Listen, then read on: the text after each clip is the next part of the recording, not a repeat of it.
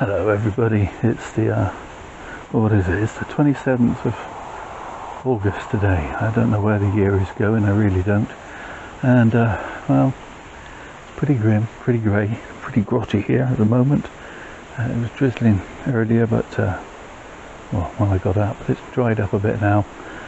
In fact, the weather has definitely decided, or let me put it another way, some of my trees, for example this field maple here, has decided that, yeah, autumn's on its way.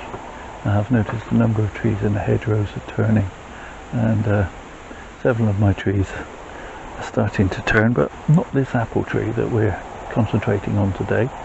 At least this is one of several apple trees we're looking at today. This tree I've been growing and training almost like an orchard tree, following some of the rules that they suggest for training an apple tree in, you know, small scale in your garden, open like a goblet. That's kind of what I've been aiming for. And well, I'm gonna remove some bits of wire that I put on earlier in the year, and I think I'm gonna put on another piece, for example here. I'd like to just bring this out like so, definitely shortening too, but this little piece of wire here, I don't know how well that shows, we'll look at that in a minute. I think that can come off now. That was hoping the tree to stand upright because it wasn't well rooted in the pot. So let's start by doing a little bit of trimmage up top. Okay, I'm not entirely sure why, but the tree has grown much better on this side and in the centre than it has on this. As you can see, I've got no real extension growths on this side of the tree, although it's fairly healthy. Maybe I should have turned it more on the bench. There's always a maybe. Let me know what you think, but my suspicion is that the light is getting more light on this side. And this side seems fairly healthy, but just hasn't been putting on these growths. I'm going to cut that one back quite hard. Likewise this one at the back. And that's really all the trimmage this tree is going to need for today. And a reasonable piece of wire. I'm just going to wire this branch up. How well can you see that? Reasonably well. Okay, let's get the wire on. Try not to trap any branches. Well, leaves more than branches.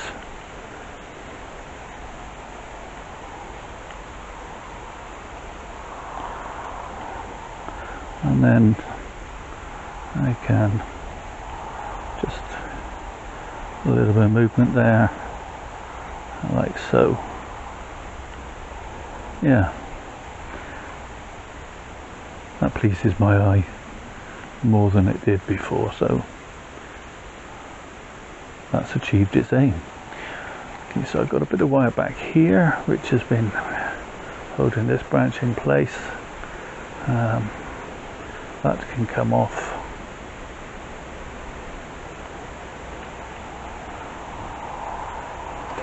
I'll reuse that. Similarly, a little piece there. And I think that's all of it, apart from this bit at the base of the tree. As I said, after repotting, the tree was a little bit top heavy and kept falling over that way, so I just looped a piece of wire and hooked it over the edge of the pot, and that tree is now firmed up really nicely. A lot of weed, but we won't worry about that. I'm quite pleased this tree is doing well, and it started as a sucker from an apple tree. It's a full-size apple tree in my garden. I just pulled it up, put it in a training pot, and I've been growing it on ever since. just spotted another bit of wire. It's obviously been in place for a bit longer than the other piece because it has actually started to cut in, but not desperately so. And that should grow out in a season or two. And being at the back and in the centre, as it were, shouldn't be much of an issue.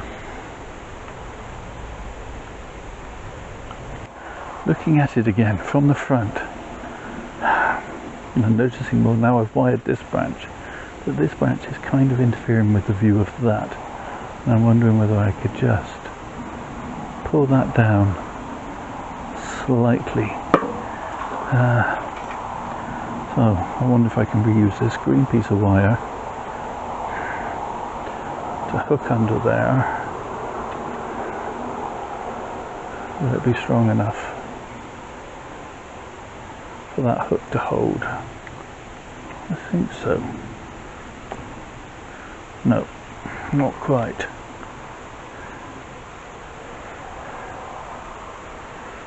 Yes, it will. Okay.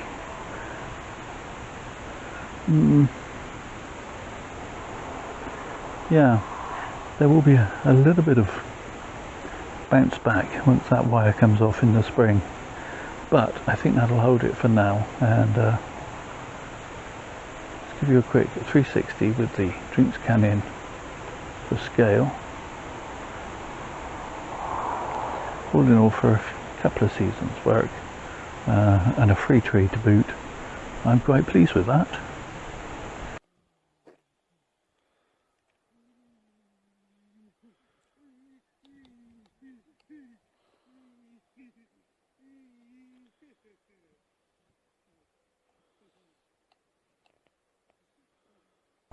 Okay, but this one is a slightly different kettle of fish.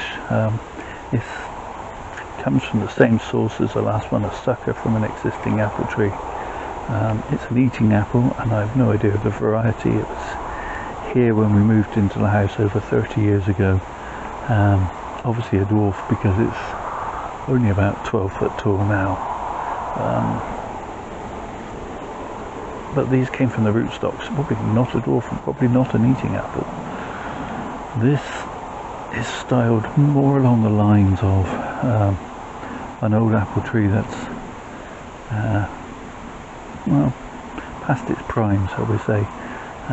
I live in Somerset, an area famed for its cider production, and when you walk around some of the public footpaths and areas around where I live, there are examples of old orchards that are no longer in use, farmers that there are isolated apple trees left from such small scale productions, is what I'm trying to say. Trees that have fallen but not quite all the way, and are just stubbornly clinging to life, and this is what this one kind of reminds me of, and that's the feeling I'm trying to get from it. And again, it's put on some growth this second half of the year, so I'm gonna just give it some trimmage. Neither of these trees have flowered or fruited for me since I put them in pots, but they might one day. You never know.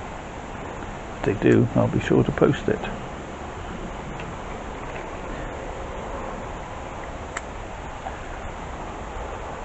Those two are growing too close to each other, but by trimming them back there, hopefully this will take off a bit in this direction, this will take off a bit in this direction.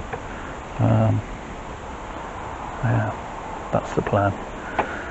Not going to do any wiring to it, just going to leave it be. I love the sloping trunk, as I say. I've seen real life examples of just such apple trees, old and neglected, and that's kind of the illusion that I'm trying to create. So I'll leave this here and I'll say thank you so much for watching. I really do appreciate it. Do all the usual YouTube things, the liking, the subscribing, comment below, but most of all, please stay safe, everybody.